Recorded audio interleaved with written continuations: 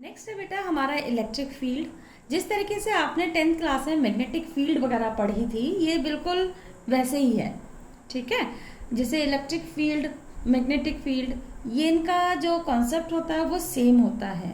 इसमें क्या है, फील्ड का मतलब क्या है कि जहाँ तक हम इलेक्ट्रिक फील्ड, इलेक्ट्रिक को फील कर सकें, जहाँ तक उसका अपना असर है, प्रभाव है, उसको हम क्या बोलेंगे, फील्ड बोलेंगे। ठीक है, अब देखिए इसको इन्होंने दो चार्ज लिए, एक तो चार्ज लिया Q, दूसरा चार्ज लिया इन्होंने स्मॉल q, सपोज समझाने के लिए। तो दो पॉइंट है O और P। O पर तो रखा हुआ है सपोज हमारा कैपिटल Q चार्ज और P पर रखा हुआ है हमारा स्मॉल q चार्ज, और इनके बीच का डिस्टेंस कितना है, R।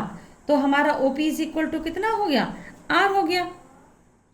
ठीक, अब हमारा जो इसमें कूलाम्स लॉ के हमारे बहुत सारे इसमें क्वेश्चंस बनते हैं, जैसे Q रखा हुआ है हमारा यहाँ पर, तो हमारा इस Q चार्ज की वजह से इस Q के ऊपर जो है फोर्स होगा कि नहीं होगा।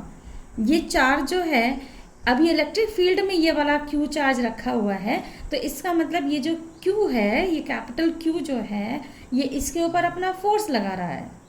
ठीक है, अब यदि हम ये ना रखें यहाँ पे, तो हमें कैसे पता चलेगा कि क्यू फोर्स लगा रहा है कि नहीं लगा रहा है। तो इसका मतलब ये है कि चाहे आप यहाँ पे चार्ज रखो चाहे मत रखो, यहाँ पे हमें अंडरस्टूड होता है कि यहाँ पर इलेक्ट्रिक फील्ड है। ठीक है, बस ये वाला चार्ज रखने की वजह से इसके तो हमें ये पता चल गया कि ये जो कैपिटल Q है, इसकी जो डायरेक्शन है वो इधर की तरफ है। ठीक है, तो जहाँ तक इस चार्ज को रखेंगे और जहाँ तक ये Q, इस कैपिटल Q को फील करेगा, वो उसका फील्ड, इलेक्ट्रिक फील्ड कहलाएगा। ठीक है, अब इलेक्ट्रिक फील्ड को हम कैपिटल E से डिनोट करते हैं, और ये जो कैपिटल E होता है बेटा, इसे याद रखेंगे कि capital E is equal to F upon R होता है, F upon Q, small q होता है। ठीक, अब देखिए फिर से ये वो वैल्यू आ गई जो अभी कूलाम्स लॉ की थी, लेकिन इसमें स्मॉल q नहीं लिखा हुआ। स्मॉल q इसलिए नहीं लिखा हुआ क्योंकि F अपॉन Q कितना होता है हमारा E, यहाँ पे हमने क्या लिख दिया, E लिख दिया। तो E is equal to 1/4πε0 Q_r² R cap. ठीक है, तो ये हमने यहाँ पे लिख दिया, जबकि R कैप क्या है हमारा, ये यूनिट वेक्टर है। ठीक है, तो इस चीज़ को आप याद रखेंगे। और फील्ड का मतलब क्या है, फील्ड का मतलब वही है कि the word field signifies how some distribution quantities vary with position, कि कितना इसको यदि यहाँ पे रखा, यहाँ पे रखा, यहाँ पे रखा, कहीं पे भी रख दो इस क्यू को, तो ये कितना इस कहाँ तक ये इस क्यू का फील कर रहा है, कहाँ तक इस क्यू का प्रभाव है, वो फील्ड कहलाता है।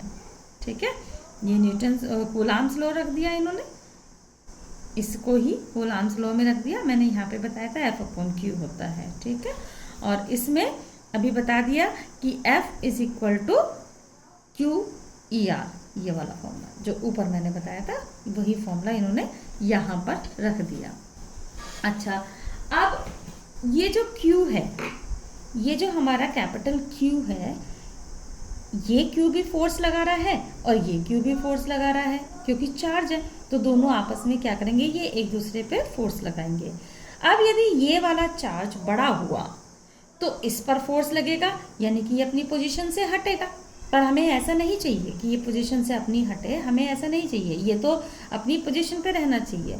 अब ये कब रहेगा, जब हम इस Q को छोटा कर दें, स्मॉल कर दें। स्मॉल करने का मतलब क्या हुआ कि ये जो Q है, ये इसके ऊपर फोर्स कैसा लगाएगा, बहुत कम लगाएगा, इतना कम लगाएगा कि ये हट नहीं पाएगा, ये वहीं पे टिका रहेगा।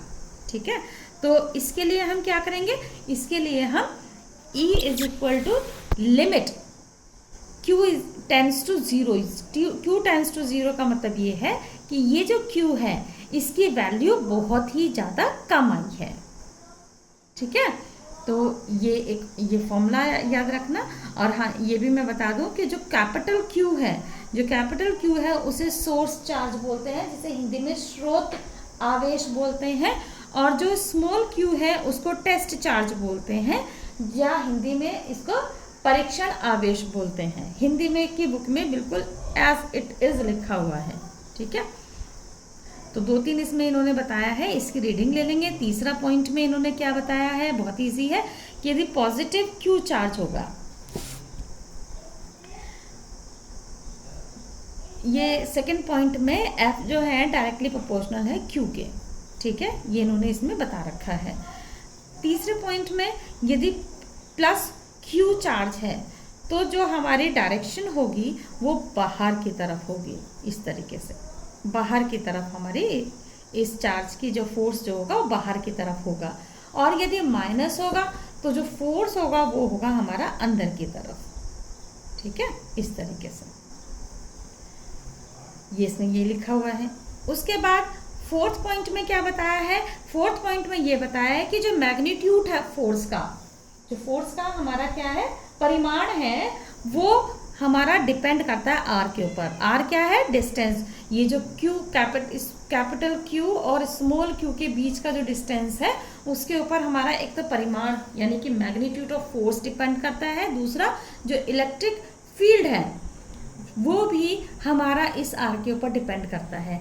यदि डिस्टेंस ज़्यादा हुआ तो हमारा जो इलेक्ट्रिक फील्ड होगा वो कैसा होगा, कम होगा, फोर्स कैसा लगेगा, कम लगेगा। यानी कि इलेक्ट्रिक फील्ड भी इस आर के ऊपर डिपेंड करता है, ठीक। अब इन्होंने कहा कि यदि हम कोई भी एक स्फीयर ले लेते हैं, स्फीयर पर यदि चार्ज कोई भी पॉइंट चार्ज प्लस का रखा हुआ है तो क्या होगा, प्लस, ये ऑलरेडी प्लस होगा, इसके अंदर ये चार्ज भी हमने प्लस रख दिया तो ये एक दूसरे को क्या करेंगे, रिपेल करेंगे। इट मीन्स कि जो प्लस है वो इस स्फीयर के ऊपर इक्वली डिस्ट्रीब्यूट हो जाएंगे, ठीक है। तो ये हमारे चारों पॉइंट्स इन्होंने समझा रखे हैं। अब जैसे अभी मैंने दूसरी वीडियो में आपको बताया था कि बहुत सारे चार्जेस रखे हैं, उनके ऊपर फोर्स लग रहा है, तो इसी तरीके से हमारा नेक्स्ट टॉपिक भी ये है, electric field due to a system of charges, आवेशों के निकाय के कारण विद्युत क्षेत्र, ठीक है। कि कोई भी सिस्टम है उसमें चार्ज रखे हैं तो उस चार्ज में उस सिस्टम में इलेक्ट्रिक फील्ड कितना होगा, तो उसके लिए फिर से इन्होंने बहुत सारे चार्जेस ले लिए हैं, Q1, Q2, Q3, बहुत सारे चार्जेस ले लिए हैं। और जो इनका पोजीशन वेक्टर है जिसे हम हिंदी में क्या बोलते हैं, सदिश, स्थिति सदिश, ठीक है, तो वो कितना R1, R2, Rn बहुत सारे ले लिए ओरिजिन O से, ठीक। अब देखिए इलेक्ट्रिक फील्ड कितना होगा E1 पर, ठीक है, E1 यानी कि Q1 चार्ज पर, इस Q1 चार्ज पर ये सेम डायग्राम बेटा हिंदी की बुक में भी दे रखा है, बिल्कुल सेम दे रखा है। तो Q1 और ये P, इस पर जो हमारा इलेक्ट्रिक फील्ड होगा वो कितना होगा, E1 1/4πε0 Q1 R² 1P यानी कि इसकी वजह से, और RIP ये तो हमने निकाल लिया E1 पर इसकी वजह से। अब E2 का निकालेंगे, E3 का निकालेंगे, E4 का निकालेंगे, ये निकाला ना E1 का, E2 का, इसी तरीके से E3 का निकलेगा, E4 का निकलेगा। तो जो टोटल इलेक्ट्रिक फील्ड होगा वो क्या होगा, इनका फिर से हम क्या कर देंगे, सम कर देंगे, जोड़ देंगे by the superposition principle. Superposition principle जो अभी हमने जोड़ा था, जो पिछली वीडियो में मैंने बताया था वो, ठीक है। तो इनको हम जोड़ देंगे 1/4πε0, ये हमने कॉमन ले लिया, बाकी के में क्या कर दिया, बाकी को हमने समेशन कर दिया है। तो ये हमारा फॉर्मूला निकल के आ जाएगा इलेक्ट्रिक फील्ड का, ठीक।